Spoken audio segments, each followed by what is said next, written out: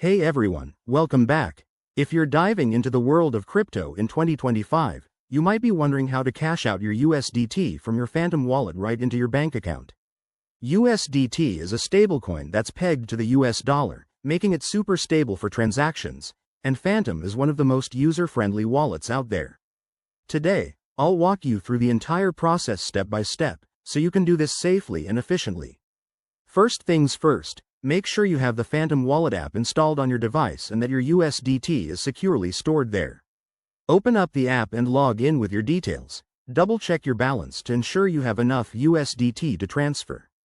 Next, you'll need to connect Phantom to a reliable cryptocurrency exchange that supports USDT withdrawals.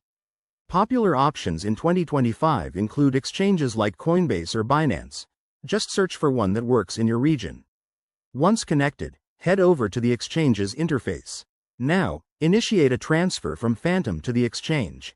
This usually involves copying your exchange wallet address and sending the USDT from Phantom.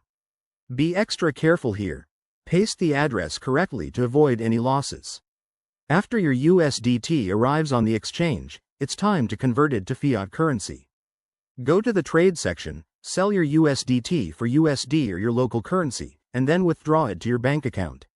Remember, withdrawals might take a few business days, so plan accordingly. Throughout this process, keep an eye on transaction fees. They can add up, especially with network congestion. Also, enable two-factor authentication on both your wallet and exchange for added security. And always double-check everything before confirming any transfers to protect your funds. There you have it, folks. By following these steps, you'll have your USDT converted and in your bank account in no time. If you found this helpful, give it a thumbs up, subscribe for more crypto tips, and drop a comment below if you have questions. Stay safe out there in the crypto world.